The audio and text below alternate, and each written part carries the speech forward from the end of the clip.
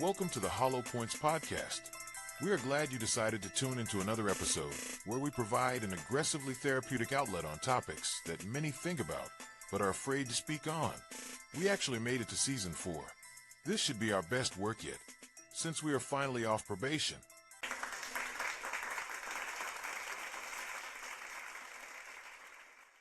Hey, So basically, I was dating this chick, and it was just like every day, man, she'd just go down a whole list of shit. Something about her kids, the grocery store, just life, job messed up. It was just a gang of shit. But she'd never what be you counted need? when she doing stuff wrong. I just like that's amazing to me. So basically, I just got sick of this shit. And then it was like I was trying to tell her about it. She didn't want to hear it pretty much. So I was telling my uncle about it. And I just went down the whole list of stuff. And my uncle was just like, man, fuck that bitch. And then I just bust out. What type of stuff was she saying? Like when she was talking about kids and stuff. She was just saying, like, her kids need this. She need that. If she had to work overtime, she done spent her last. It was just nonstop. Just nonstop, man. But like I said, Man, why? anything she was doing wrong, she ain't had no counting for that. She was the victim in the story. Yep. It was like everything was just, I guess, collapsing or whatever. But it was just a whole list of stuff. It's just nonstop. She could just go and go and go and go. Because it's like these women be having so much stuff in their head, so many thoughts. They already got the whole conversation planned out. She don't ask you this. You supposed to say that. If you don't say that, it's going to be a problem. It just be wild. I think Cleveland was right. I think the issue with that young lady was she was just negative. So you remember that Bible verse where it said a man was he would rather sleep on a rooftop than to be in the house with a contentious woman. Yes. So he'd rather be up there with the satellite dish than to be in there with her watching the TV. Yeah. So I think the negative thoughts and the negativity, bringing that to the relationship all the time, I think that happens a lot. I think is what pushes a lot of dudes away. So when you talk about that, it reminded me there's a legal dynamic called the Castle Doctrine. Basically, it's saying that you have a right. This goes back to the Revolutionary War times. You have a right to, in your home, be able to have a level of serenity and security. And therefore, when things happen in your home beyond your threshold or your door, then you have to, handle those things accordingly because a man should have peace within his own home. That's his sanctuary, so to speak. And unfortunately, we're at a point where when you can't, home is where the heart is. So your peace should be within your heart. When you have somebody disrupting your peace and manipulating and messing with your heartstrings, that is a problem. But ironically, the entertainment or the information or the education that people receive nowadays is based off the interweb and it's based off what they see from an art form.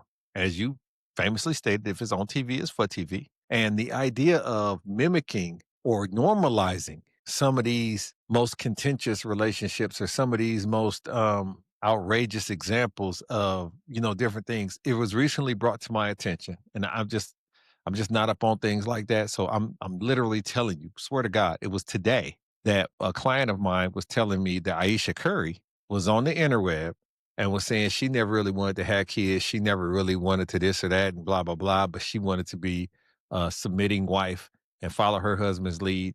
And that's how her and Steph Curry ended up with all these churn and how she's followed him around and let him do his thing and took a back seat. And that kind of stuff is weird to me because you and I had an episode or talked about the fact that when we talked about the eating from the tree of fairy tale love, where she was saying that her husband was working and she felt like a single parent, even though she was married and he was providing because he was working so much overtime.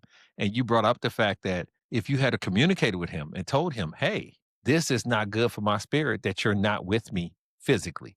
This is not good for me and us in this relationship because you're not here physically. He would have went to work and told them, hey, I can't keep doing this if he wanted you. If he wanted the long-term success of y'all and you're telling him this is digging into us, then he would have made a decision that I think would have made you pleasantly surprised from an emotional perspective. Now, from a realistic perspective, from a actual perspective, with you living in the studio now, as opposed to the big 4,000 square foot crib, with Mm-hmm. you driving the Yugo, as opposed to the, Land Rover, Range Rover, you know what I'm saying, type deal. So that the idea of the case of the wanting too much is where a lot of this stress comes in is you're comparing yourself, men, women, otherwise, but mostly it's women that, in my experience, are comparing themselves to external entities where they don't know the whole story. They don't know the debt to income. They don't know the outside kids. They don't know the alcoholism. They don't know any of these other things, but they know the highlights because they're seeing that, or people are talking about their highlights. Nobody's at the bar or at the brunch or whatever talking about their lowlights. Some people do just complain for the sake of complaining. But the reality of it is you not realizing, or because of lack of communication in a relationship, what this person's going through. And that's men, women, and otherwise. And I'm not talking about externally. I'm talking about you have to have a relationship where in the house, we talk about what's going on in the house. And what we have to do is wipe off our spiritual feet, take off our spiritual, emotional shoes before we come into the house. You can't bring that shit in here and think that it's going to make in here better. You have to have, and I'm going back to how it started, a sanctuary. You have to have that stuff that's outside this door is outside this door. And when we come in here, is peace, calm, and otherwise. And unfortunately, somebody's in violation when they bring in all that outside mess inside here. What say you? I agree, but you do something that I stole from you. I don't think I ever told you I stole it from you, so my bad. But I'm okay with balance. Tell me your low light of the day, but you need to tell me your highlight too. Don't just tell me all of your lowlights, but you didn't tell me that um, they gave you free lunch at work, or you won some prize, or you caught something. Gas prices were low today. Like, tell me something positive too. I don't want everything from you to be negative. But that's a tough thing to train. And so, of course, you know this with my daughters. I always ask them what they highlight, what they low light. And they usually try to get away with, I don't have a low light. And I force them to Mhm. accept the fact that life has ups and downs. I'm not saying, when I say low light, I'm not saying that the highlight is the greatest thing possible and the low light is the worst thing imaginable. I'm saying that something was the lesser thing today. You know what I'm saying? Instead of me getting uh, my nuggets at McDonald's was fried too hard. You know what I'm saying? Or it was two of them crispy fries in my box. You know, I don't like the crispy ones when they overburn them. I don't Mhm. like to. So it's two of them in the box. I'm Yeah, not two saying it has cycles to in be the things fry. where I'm contemplating suicide or somebody's got to get this wrath. I'm just saying something was least comfortable today and Right. something was most comfortable today. But as you talked about, creating that balance and being able to articulate, hey, it ain't always got to be skipping and singing and holding hands and sunshine. Unfortunately, we get into this point where when we don't apply the 80-20 rule. We act like, hey, my day was great. And then I had to go to the gas station and gas went up 5 cents and that ruined. We give too much credit to the Yep. negative. Right. We overarch on the things that didn't make it perfect. And because we are inappropriately pursuing perfection. We should not be doing that. We should be pursuing excellence. We should Mhm. not be pursuing perfection. And ironically, if you create a short or if you create a clip or you look at a highlight in that moment, that little piece in time, it seems like perfection, but be sure that there's three things that are happening. You're either leaving a issue, on your way to an issue, or in an issue at all times throughout your life. At all times. Those are the three places that we reside. And it's not what happens to you, it's how you address and understand what's happening to you. You have to be able to be in a situation where my mom said this when I was a kid. I'm gonna say 19. I'm gonna say 19. So I was a kid, but I wasn't really I didn't have my grown man muscles yet. But she said it was a situation. It was with some football stuff.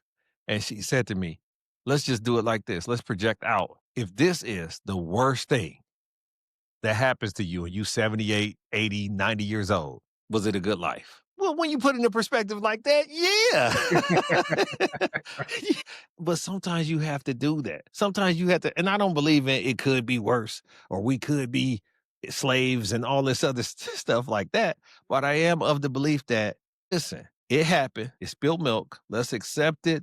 Let's address it And then let's figure out how to minimize the opportunity for it to happen again, because some things are absolutely out of your control. Some things it's just them's the breaks, like the folks used to say. But in most cases, we are the architects of our own misery. And a lot of that comes from having the inability to express yourself, having the inability to call a spade and bring it to the square and create that level of balance where, hey, you know what, you cooked that and that wasn't like your normal, it wasn't like your normal recipe. Did you change something? You know what I'm saying? It's little stuff like that. But what we think is, if this person doesn't appreciate this at 100 out of 100, then I'm not gonna do it.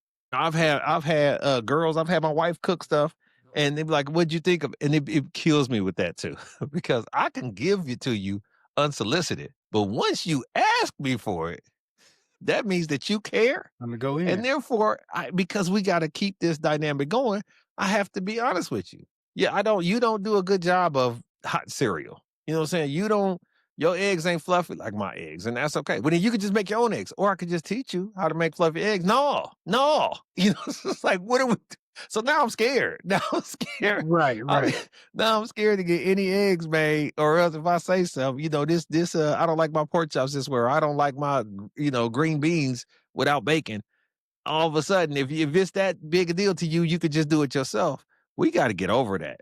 You know what I'm Is saying? that We got to get over that men-women dynamics. is that what you think causes it? Like the being able to express yourself? Because I was thinking what causes it is just not having a flexible mindset. That's part of it. Like you think your way is the only way, and if someone deviates from it, then they're wrong. So if you like your eggs fluffier, Yeah. you like your eggs the wrong way. Right. Right. Because the way I cook it is the right way. Absolutely. Like my aunt make cabbage and she put a lot of pepper in her cabbage. So of course that's Mhm. how I grew up eating her cabbage that way. When my wife started making cabbage, I was like, "Hey, could you add some more pepper?" And she was like, "Oh, that's too much pepper." Well, no, it's not for me. But can you Right. just put pepper in mine? And it goes back to this concept of you got to be okay. You can't make me feel bad about knowing what makes me feel good. So when I know what makes me feel good, I have to be willing to express it. And you can't be upset that that's what I'm on or that's what I'm about, because I'm just being honest with you. We don't have to match up. For example, we don't eat. I have acquiesced to pizza. And this is very common. If you're a relationship where y'all eat pizza, the stuff that she likes on her pizza, if she was getting it by herself, is not the pizza that I would get by myself. So any level of compromise, and no, we don't get half and half. I know people's like, y'all just get half and half. We do not. We have created a menu of, because she like light onions and light green peppers. Okay, cool. Then I like mushrooms. She's like, cool. So we'll get light things um in order to kind of meet in the middle. You do have to have some instances where you're willing to meet in the middle. The issue comes in the fact that I'm candid enough to express myself to you and you can't absorb it. I was counseling a pastor. This was years ago. And he was young, he had came into the church. It was a lot of old folks in the church, and old people in the church get stuck in their ways, and they want it the way they always had it, 70 years, whatever. And I think he was preaching from an iPad or something like that. And basically, he had created in his mind, because of some things that were said with a few people, that everybody was against. Okay. And so I'm having a conversation with him, and he was like, "No, they challenge everything." He was like, "Chris, they challenging everything that I'm saying, everything that I'm doing." And I'm like, "Okay, give me some examples Yeah, was of that some an of these." issue? Well, here's the deal. He felt like they were doing it because they didn't want him to be successful. They didn't want the Lord because he's an ambassador of the Lord, right? So they don't want you to be successful. They don't want the good Lord to be successful. But the moral of the story was, we came to this conclusion that he gave me some of the things that he felt was them challenging him. And I said, hold on, let me just ask you this. What if these are genuine questions? See, when a hammer, everything looks like a nail. And when you get into that mindset, and Mhm. when you get to that point in relationships where it's on, then everything is on. You know what I mean? It's up every time she says something, because she gets on your nerves so much, or recently things haven't been going well. You're gonna make sure everything is hypersensitive. And Yeah, so he had become hypersensitive to where everything seemed like a challenge. But no, dog, this is just regular questions. You got to reset the offense every time. you can And improve the way you delivering. And I, but it comes with a mindset of how am I absorbing this information? How am I taking it in?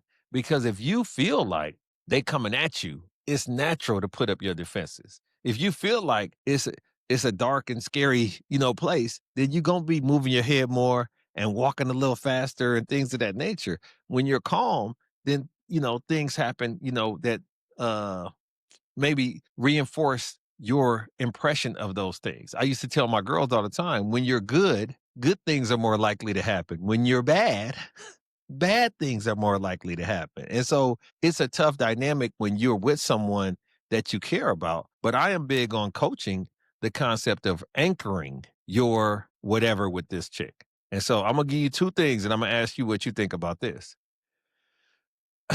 When I lived in ATL, I was running into chicks and what they were saying was, they would always ask, what do you do? I mean, because the ATL at that time, 20 years ago, it was a resume hustle where everybody was trying to create a power couple situation. Forget about the love. Forget about the love. We need to get this 3-car garage set up. We need to get this, you know what I'm saying? If Yes, you man. got something going for yourself financially, educationally, and I got something going for myself financially, educationally, whether we both cute or not, we can at least show and prove out here in these streets. And so that was one of the things that was going on was they was trying to equally yoke people financially. And it just didn't, the anchor was the finances, meaning if at any time the finances change, now your anchor is fractured. Now you don't have nothing to go back to that substantiates the rest of the relationship. If your anchor is the church and she go Muslim, you know what I'm saying? Now you don't love this whole person no more because your anchor was the church. But you got to figure out what your anchor is. Do you want a chick that's family oriented? Do you want a chick that's a good, clean Christian woman? Do you want a chick that's a nurturing mother type? Do you want a chick that's a clubber, like to go and bungee jump and shoot guns and this? You got to figure out what's your anchor. What's the thing that brings y'all together, that yokes y'all up? And then y'all got to keep reminding yourself of this is why we here. Because what happens is, and you know this, bro, y'all get distracted. Y'all get All the time. distracted so Yeah. quickly on but a lot of the distraction is Sandra and her husband just went to Tahiti. Oh, okay. You've never said nothing to me about Tahiti though. Like this shit is coming out of nowhere. And you talking about Sandra and her husband with no other context. And now you're a little upset because you feel like Sandra is getting treatments that you really want. But I just got you this emerald toaster that you had asked for. Like, And Sandra don't have one. Exactly. Exactly. I mean, just be transparent, be open about what you want. But what happens with women, and I know this from living this, and I'm talking about today living this, she would love for me, like a customer service agent, to anticipate her needs and facilitate them ahead of time. And I just, even after 30 something years, I just don't know you that well because you also hold the card for veto. It's been plenty of times where I took the initiative, came home with something or had something ordered and it showed up and she was like, what made you think of me when you seen this? You know Because I brought you this Tahitian treat because you like when Sandra went to Tahiti. Tahiti, exactly. Exactly. So but you got to be willing to, when those things happen, I go back to, I'm not with her for her to be happy for my gifts. That's not the anchor of our relationship. You know what I'm saying? That's a benefit if she is, and it's not a detriment if she's not. This is all bonus. What are we really here for? Is she still doing the things that I initially was attracted to her for doing, or being the person that I was initially attracted to her for being? But a lot of times women, and this is what I heard throughout my life and times, they done went through the change, or some auntie or somebody that they was close to is no longer here to be the sounding board, or basically life. Basically insert life here. And when life changed, they changed according to the new thing that they had going on, but didn't communicate with you or use you as counsel or therapy to say, hey, when Auntie Faye, passed away, that was somebody I used to call every Saturday morning, sit out on the back porch and have coffee and just talk to her on the phone. And it really settled my spirit. And she's not here anymore. And you think, okay, I'll just move on. No, we need to find a replacement for that because everything matters. And, this stuff at your job and this stuff at the church and this stuff, with the kids' schedule and all, you letting all these external things run me off with your attitude about life right now. Right. So the Bible also say, don't go to sleep on your wrath. And you letting this bed get wider and wider. You know what I'm saying? This gap between us is wider and wider in this bed because you just so exhausted. You just so exhausted. You get to the point where you got to take medication to go to sleep, and you got to Oh, do, man. and all of these kind of things end up coming up if you're with someone long enough. Anybody can hold it off and be cool in the short term, but if you're talking about long-term love, long-term success in relationships, you got to be willing to go through the ebbs and flows. But that's a team exercise. It's not a I'll figure it out and get back to you. I don't even know what's going on. I don't even know what I want. Let me work through this and then I'll return. Oh, okay. Now I can't. Nah, And it's not a trust thing. What the hell is we doing? I agree. So on one of the podcasts, it was a young lady saying, so she's been with him for 40 years and leave the relationship. He don't owe her nothing. And you corrected it. You said the he doesn't owe her anything. The relationship does. So it's a we. Like stuff Absolutely. that we have built together gets divided. It's not a Absolutely. him paying her. Absolutely. It's a her getting her part of the relationship because it's split. We splitting assets. And that I think that part is not being looked at. So it's a whole mindset thing. So when you said they need to mature emotionally and that the communication needs to mature, one thing you just said was like the hate that the pastor was talking about. He challenging, he took that as hate versus like that. We got to get over that. That doesn't mean hate automatically if you don't agree with somebody. That's when you communicate and talk those things out. And what's also immature, I think, is when people use the word, well, that's petty. They throw petty out there a lot when the ruling is not in their favor. Right. So Absolutely. if you say, give me $5, nope, well, that's just being cheap. That's not being cheap. It didn't go in your favor. So one of the most immature things you can do is name call. So if you don't like somebody's podcast or say that, Right. and you say, oh, well, that's toxic. Right. That's immature. You can give people feedback without name calling. So petty's another one. Hating is one. What's another one? Yeah, like dating. When people say they don't like coffee, they don't like coffee dates. Why not? It's given cheap. Okay. That's your opinion and your perspective. And that's a name calling thing. Instead, why not tell the young man what you would like to do on the date that you're not paying for? And then dating is getting to know each other. Like it's been on pretty much all the ones that when we talked about dating, we've been talking about the exchange, but people don't want to hear it. Every date can't be dates that you want, that Right. you want to go out on. It's being flexible. Your mind has to be flexible. If he doesn't take you everywhere you want to go, some women will tell a dude he doesn't know how to date. Coffee, he doesn't know how to date. Like what are you talking about?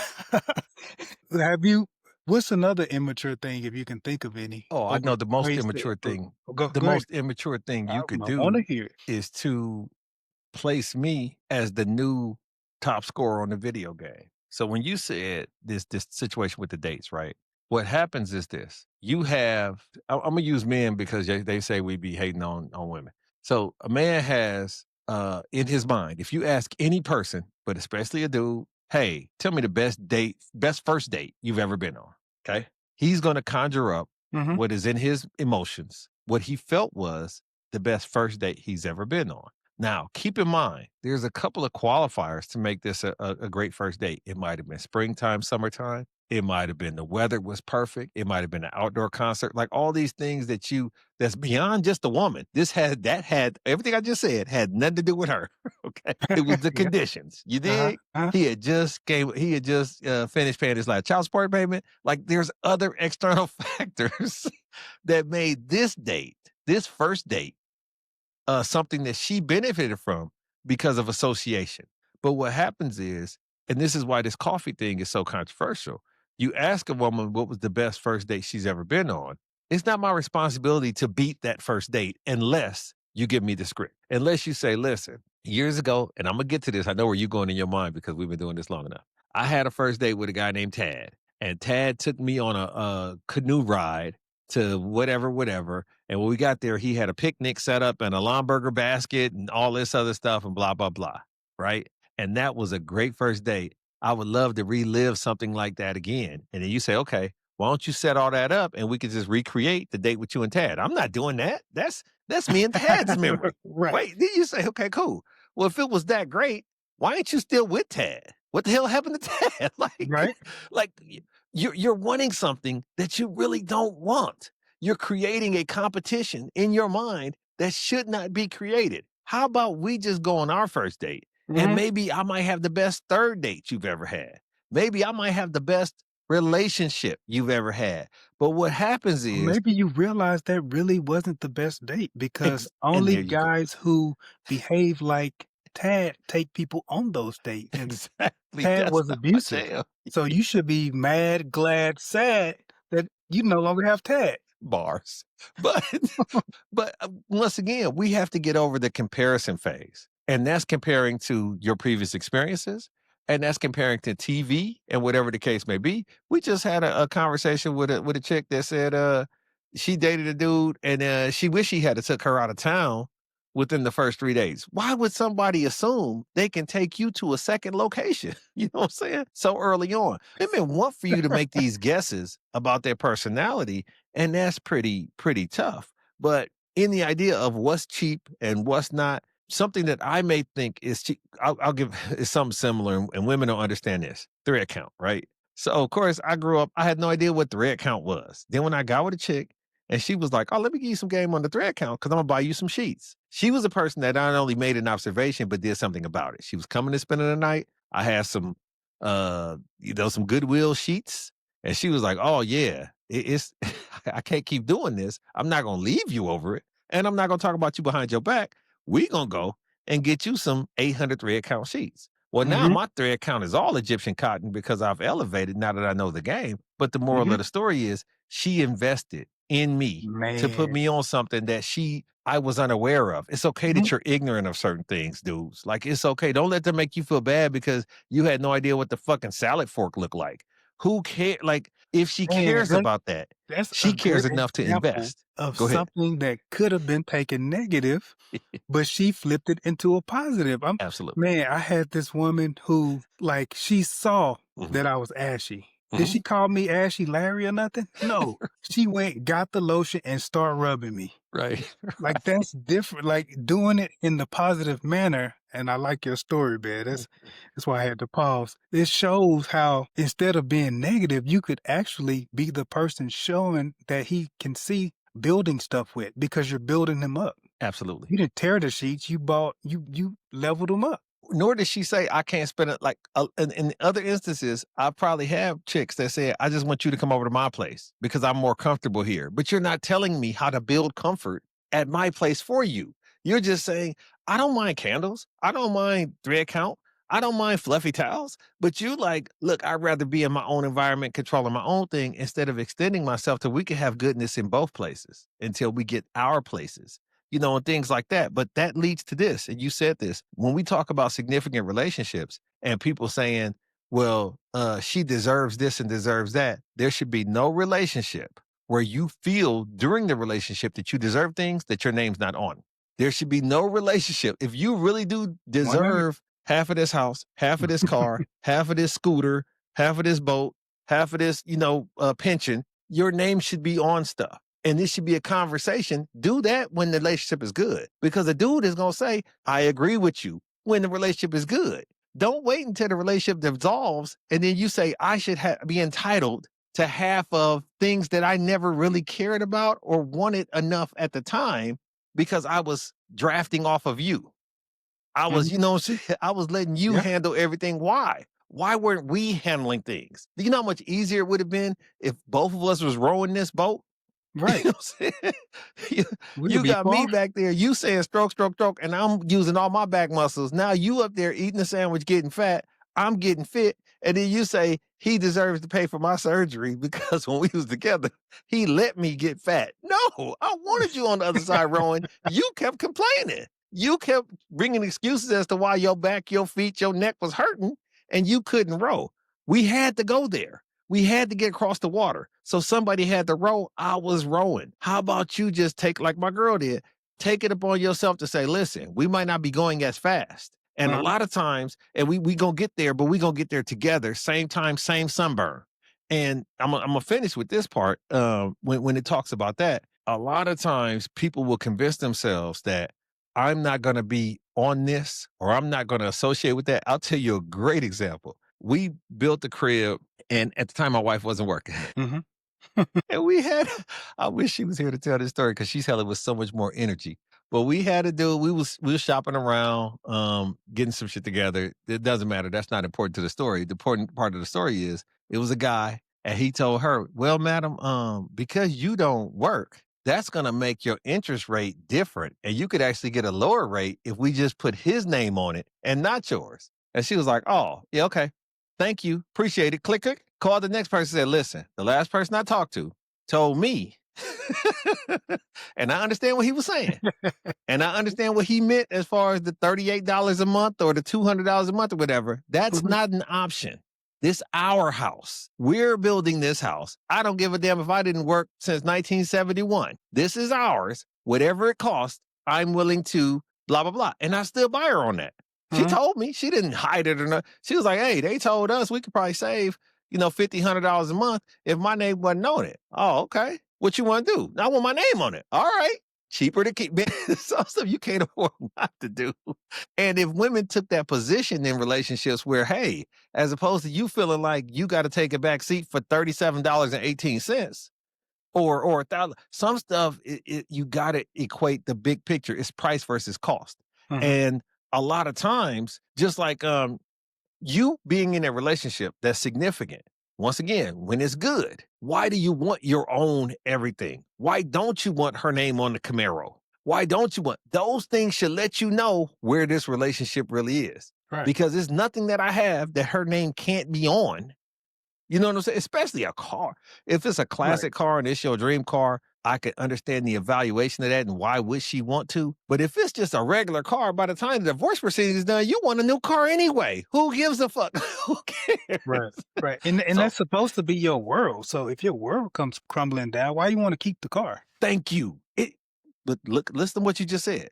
If your world comes crumbling down, you don't want the Haverty's account with the coffee coffee table and you want to split everything because you want to get out of here for your peace of mind. Right. You want to leave all those bad memories behind you. Who cares about the bedroom set and the fucking the decanter? The decanter set.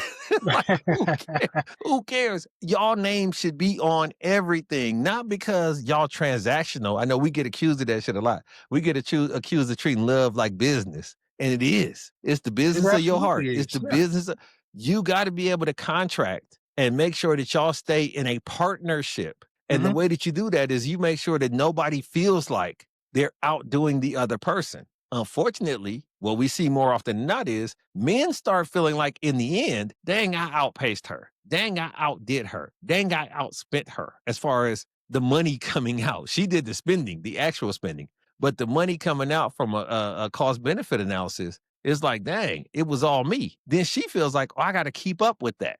So he has to give me some level of support, alimony, whatever, to make me feel like we still together. No, y'all not together. It's okay to feel like y'all not. Right. It's okay. They want to keep the same standard of living. When I heard that, I was like, why? How? How? It's not the same. Then they talking Absolutely. about for the kids. No, they No. can't say my life is the same no matter if my dad is here or not. Really? That's silly. But once again, it's convenient because you want to create the illusion of you actually were involved and created and did something. When in fact, because the fact is this, if our name is on everything and our name is associated, both our signatures and all this stuff is 50-50, when we leave, everything that you've built into, you are allowed to get 50% of. I'm allowed to get 50% of. But then when I leave and go forward, I'm taking my capabilities to continue to earn with me. Right. If you didn't build up any capabilities, I don't understand why not. You should have been. You should have been. You should have been. They make too many online certifications and classes and whatever for you to just not do nothing. I remember it was an example where she was saying, well, it's a woman, she never learned to drive and she never learned to do this because he told her he didn't want her to work and he told her he didn't want. You have to, if that's the case, then that should all be established that I'm going to waive and forego my growth as a human being. And in order for that to be the case, you then need to supplement me for everything that I'm waiving. In those instances, absolutely. Absolutely, because y'all came to an agreement that you were going to forego these things for his wishes, and then he was going to take care of you for good. That's how that conversation went. That's fine. But if it's in a situation where you feel like you have equal say-so and you have ideas and thoughts and imagery that you'd like to apply to the relationship, to the marriage, then you need to make sure that you have aligned signatures on all these ideas, thoughts, and whatever the case may be. You can't have this situation where you decorate the majority of the house and he gets one room or he gets a man cave. Like, Right. all of these things, it has to be fair and equal. And unfortunately, where a lot of this back and forth and this contentions come from, because you was talking about this at the beginning, where she's just disrupting the peace in the home, is that she feels an imbalance somewhere. If it's a dude that's disrupting the peace in the home, he feels an imbalance somewhere. And so you have an obligation to try to recreate or to create that balance. I don't understand how people get together without balance, but they do. There's a lot of people we know, they get together because you over here all the time, I'm over here all the time. We could just live together and save that money. Do you have a plan with that money that's being saved? Because here's the situation. This is what happens, okay? I'm living at a crib, it's $1,500 a month. She living at a crib, it's $900 a month. Or vice versa, doesn't matter. When she moved into my crib, it's all of a sudden not 50-50 because I could afford $1,500. That's how her mind works. See how this count is bad? See how this math is off?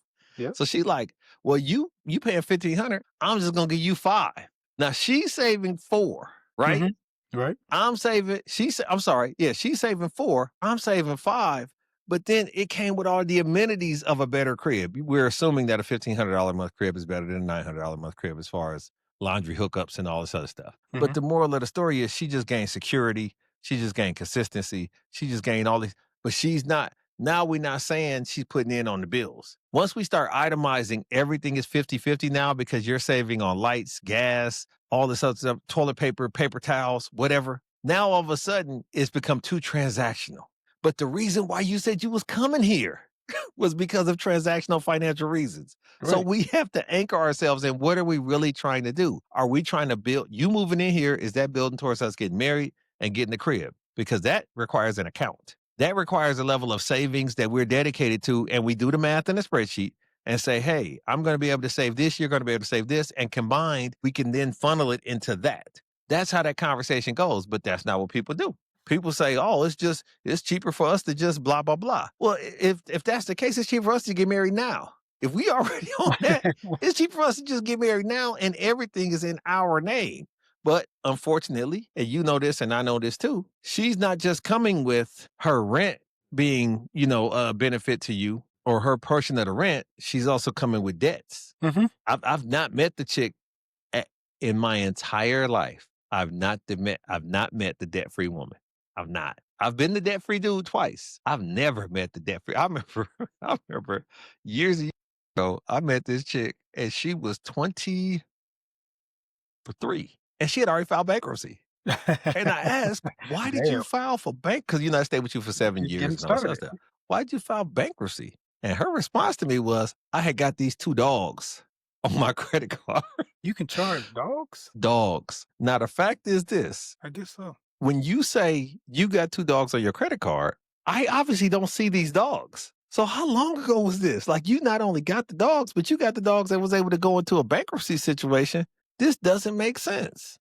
It doesn't make sense to me. And so those are some of the things that happen. And you just got to be mindful and understanding of more conversation, more communication than not is great in the foundation of a relationship. And when you go through these tough times, you got to be willing to say, hey, I'm not happy here. This is not going well. What am I missing? Or what can I do to help this? Because somebody that loves you absolutely wants to help. And you got to allow yourself to let people help you when they care about you. But trying to do it on your own and go it alone and figure it out on your own and get back to me, that's just a bad idea.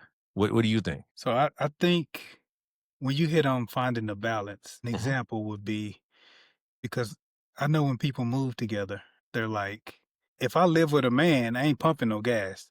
If I live with a man, I ain't taking out the trash. If I live with a man, all that stuff. But how about if I live with a man, he ain't doing no laundry. If I live with a man, he ain't making up no beds. Like, you rarely hear that part. He ain't making no plates. Yeah, Yeah, absolutely. yeah. You rarely hear that part. So that's the balance we're talking about. And another thing that you coined that I'll say here as well, it's never been a good trait that people brag on to say, "Oh, she be whining." And I will go as far as to say the begging part too. So, "Oh, she always begging for something. She always Right. needs something. Right. She always come up short on her half." By her half, I mean if she promised to cook 5 times, she always up short. If she promised to do whatever she signed as far as the verbal contract, she's always coming up short. She has a headache. Like, it's always up short. Like, that that's negative as well to me. So can you, since you brought it up, you brought up the sandwich thing. Can you tell the story of sandwich? Because I think that was very negative, and I just I think you can. tell it better than me. I can't. No, I think I could tell it for sure. So we're in a very interesting environment where everybody's buttoned up and educated and suits and dresses and pantyhose and whatnot. And this woman comes in with an attitude, African American woman in her 30s. And she comes in with an attitude, and it's on a Monday after the weekend. Mhm. And we was like, "What's going on?" "Oh, I had a horrible date this weekend with this guy." And it's okay. What made it horrible? Because obviously she had survived it. She was in at work. And she said, he just, it was a bad first date. He ended up we ended up going to a sandwich place, Jason's Deli to be specific. Shout out Jason's Deli. But and so you ask questions. I choose not to ask questions, but you were like, "Oh, where did you want him to take you?" And she was like, "Well, I mean, any place but there." But did you express that to him? No, he asked me where did I want to go, and I said it didn't matter. So that's how she hooked you. Okay, that's how she hooked you Mhm. because I'm out at this point, right? Right. And so then you like, okay, well, if it didn't matter, what ended up being a problem? Well, I don't like sandwiches, is what she said. Mhm. And you said, oh, now I've moved on. You are stuck on the fact that this adult said I'm that she confused didn't like sandwiches. because I'll tell you why. A little behind the scenes. Okay, cool. There's so many different sandwiches. You have your peanut butter and jelly. You have your grilled cheese. You have your subs. You have your you have your triangle cut. You have cucumber sandwiches, what they eat at the bridal showers and stuff. Right. You have tuna. You have chicken salad. It's so many sandwiches. And Hot for someone dogs. to say Hot dog is a sandwich. it is. It's between 2 pieces of bread. That's So right. it's such a variety. For you to say you don't like sandwiches as a whole, I Mhm. found that to be intriguing. And so, ironically, over the next maybe real time 13 minutes, what you did was so masterful in the fact that so how did the day end up ending? And she's like, well, I just had a bad taste in my mouth when we, showed up at Jason's Deli because that's not what I was thinking I wanted to do for a date. And of course, we expressed the fact that, well, you probably should have communicated that with him instead of just putting it on him. And I'm sure if you had pulled up there and said, "Oh no, I'm not, I'm not doing it," it's like if he took you to the strip club on the first day. If you had to, Or the refuse Cheesecake Factory. or the cheesecake, he, if he so desired, he would have took you somewhere else. But instead, you played along and you exacerbated what ended up being a negative experience for you. But then you went on to say, so let's go back to the situation. You like meat though, right? And she was like, yeah. And you was like, oh, okay. And then you let her talk for a little bit. And you was like, let me ask you a question. Do you you don't have a problem with bread? You're not like, got an issue with gluten and that like that? She was like, no.